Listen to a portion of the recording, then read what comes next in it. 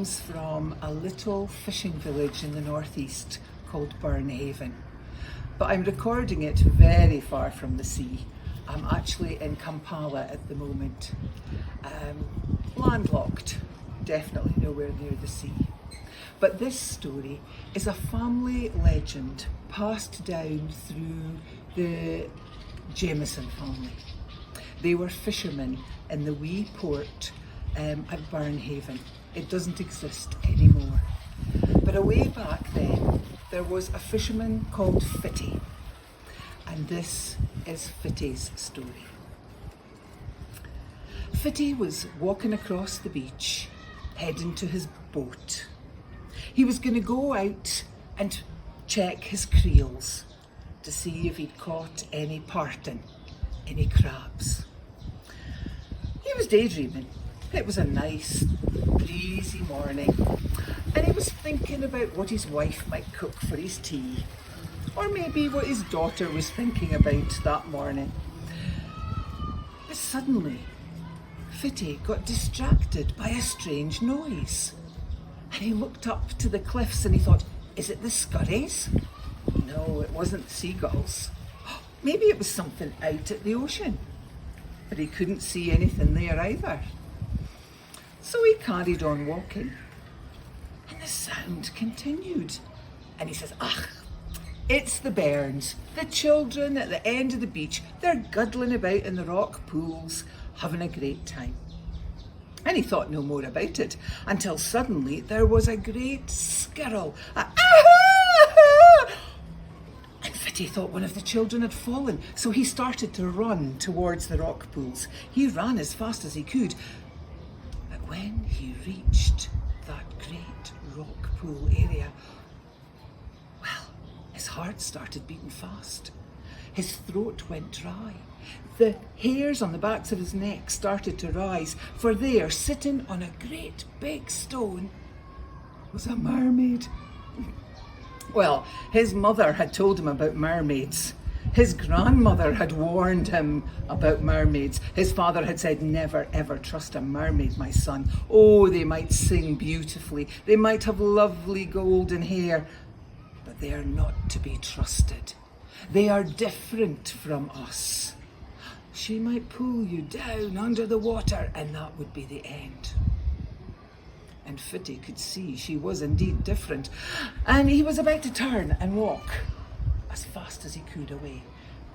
But he looked at the mermaid, and she was great and sair. Oh, she was crying so hard. He couldn't believe that she could do him any harm. And so he said, Fitty ails you, Quine. What is the matter? Well, if the fisherman had got a scare when he saw the mermaid, more so her when she saw the fisherman. For her mother had warned her about fishermen.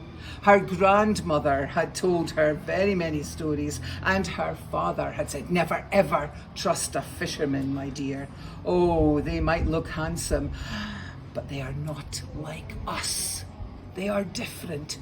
Do not trust a fisherman. He might catch you in his net and drag you onto the land, and that will be the end for you. So she was about to leap into the water and swim away. But she looked at the fisherman and she thought, he doesn't look like he would do me any harm. And she couldn't stop herself. She said, I've lost my comb and my hair's a terrible mess. I'm having a really bad hair day. And there's a party tonight under the waves, and I really want to go because there's a really nice merman. But I can't go looking like this. What will I do? Well, Fitty said, I will look for your comb. And so he searched up and down the beach, all over the sand, under the rocks, beneath the seaweed, right at the shore face, but he could not find her comb anywhere. But he did find a bone, and he took that bone to the mermaid, and he said, would this be any use? She said, thank you, thank you. And she started to comb her long golden tresses. She said, oh, this is the kindest thing anyone has ever done for me. How can I help? How can I repay you? I don't need anything, said the fisherman. But I can grant you a wish, she said. Please, I will grant you a wish. Well, Fitty thought about it and he thought, I don't want too much money because our muckle siller never did anybody any good.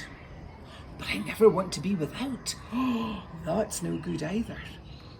And so he said to the mermaid, he said, could I always have enough money to feed my children, to make sure they have shoes on their feet, clothes on their back, and meat in their belly? And the merman said, yes, that is easy.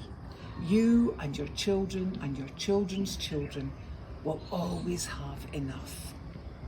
And if you go to Burnhaven today and find some of the fishing family, the Jamesons, they will tell you about Fitty's portion, when the fisherman and the mermaid discovered that maybe people and mermaids are not so different after all.